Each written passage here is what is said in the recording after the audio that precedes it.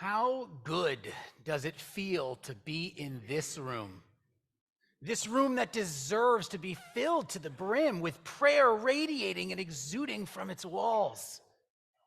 How good does it feel to see faces that maybe for the last few years you only saw around town, maybe waiting in line for Cafe Vita, or you spotted the KI decal, but you didn't have a chance to share a deeper experience?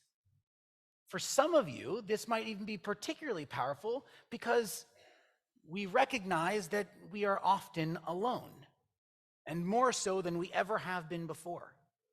Who here has traded going to the movies with their friends for sending clips on social media and waiting for their reaction in your direct message? Who here may not have even recognized that they're doing that as much as they are until I'm directly telling you?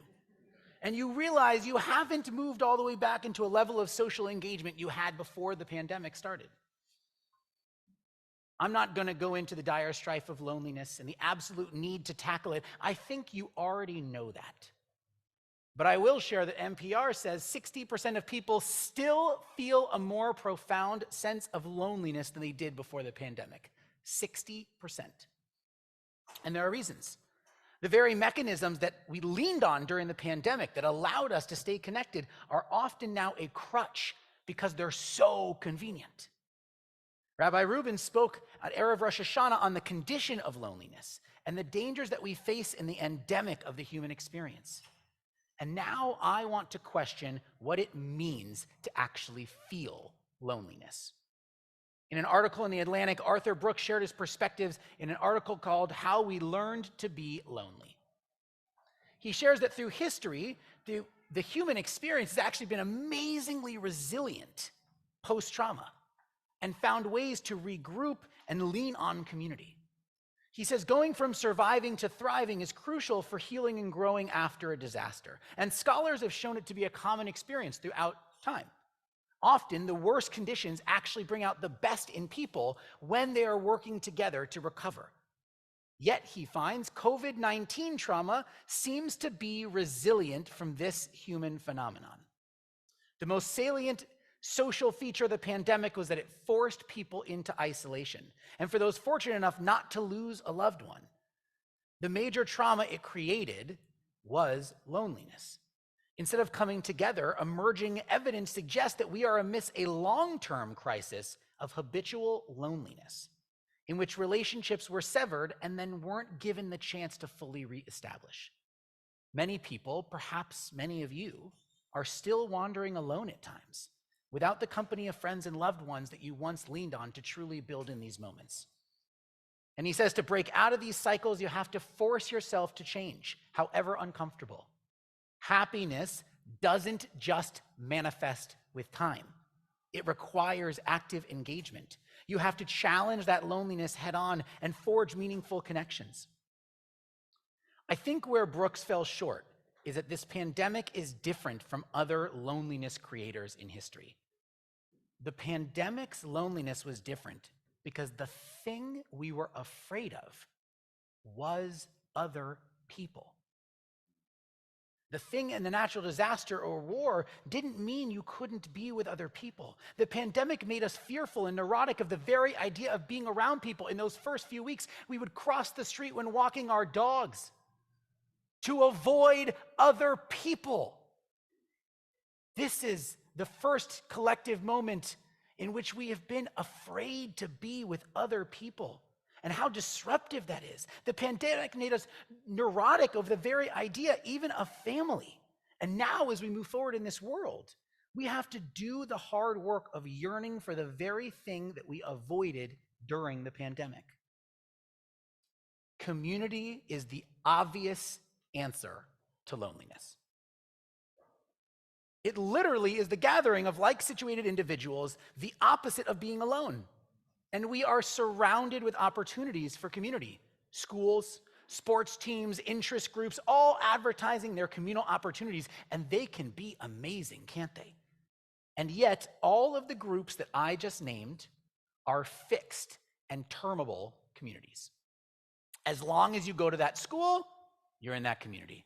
As long as your kid wants to play AYSO, you're in that community. Yet, once you're done with that stage of life, you lose the community that you once leaned on. But you are all part of another community, aren't you? The Jewish community. Our holidays, our communal experiences help to forge togetherness. Truthfully, it's irrelevant if you believe in any of it.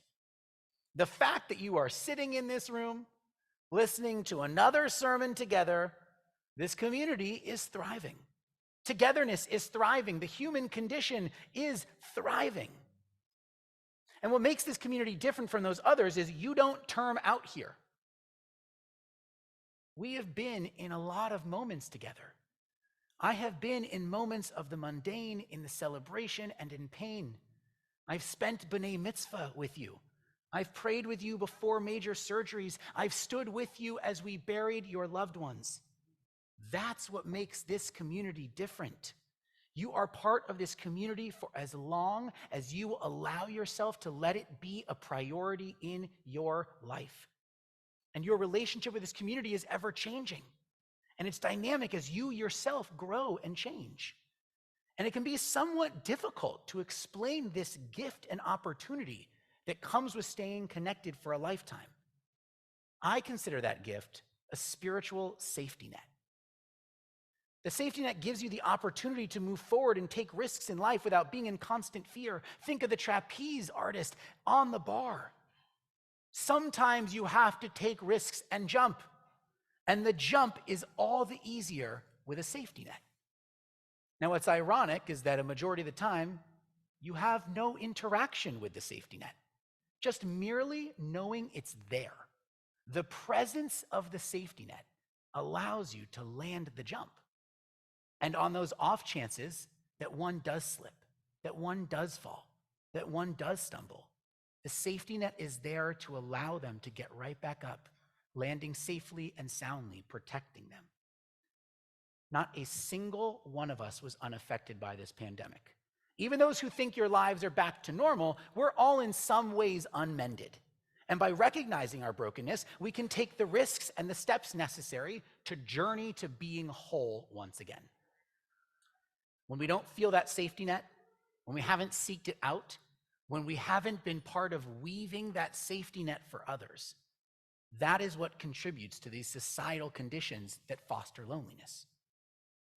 As someone with ADHD, I go about this a little differently.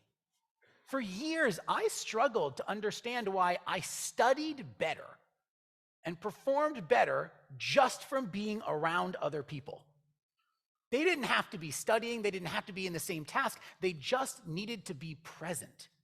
And then recently, I discovered that there is a term for this idea. It's called ADHD body doubling. The phenomenon of body doubling is the practice where a person with ADHD works and completes tasks just because someone else is there. The other person is the body double for the person with ADHD. They serve as a visual cue of knowing they're not alone.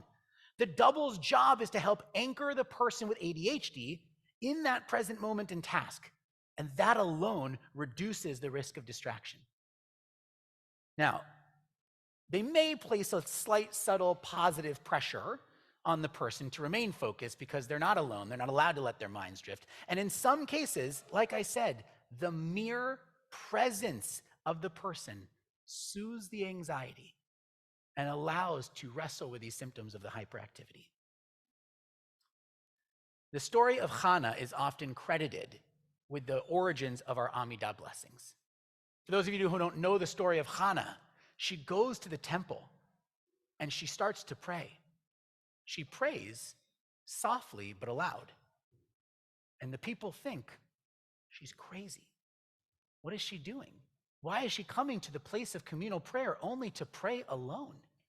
But you see, Hannah was showing up to the dwelling place of faith because in that place lies community. For us today in our Amidah, we rely on this visceral feeling of being in a prayerful unison without having to compromise our own voice and thoughts. It's powerful. Remember, when we pray nearly inaudibly, it's not just symbolically silly. Our tradition created a body doubling thousands of years ago. Recognize that if we wanted to speak our deepest truths, we had to at least know we weren't alone and everyone else was going through a similar experience. We allow space for every voice in the community to be having room to be shared. Belonging in community does not require uniformity. There's space for everyone's uniqueness. Can we see our Amidah as a collective cry? Yearning to reinforce the spiritual safety net, a gift of body doubling, a conditioning of feeling community, even when it isn't screaming its existence in front of you. On the theme of ADHD, let's talk about famous figures from our text.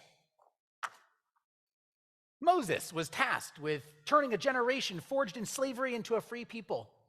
Jonah, doomed to face the fact that divine forgiveness extended to Israel's enemies.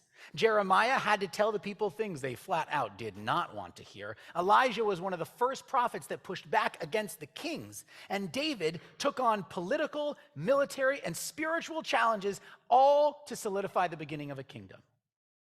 These tasks were huge. These tasks were probably too much to take on, and these tasks were very isolating. And in their isolation, in their loneliness, and in their despair, they all cried out to God from the depth, and God answers them. But God does not make their tasks any easier. God does not provide any shortcuts. But God does give them all the gift of not feeling alone. In each of these examples, God discloses more of God's self to the individual. The presence was enough to give them the true spirit and need to complete their task.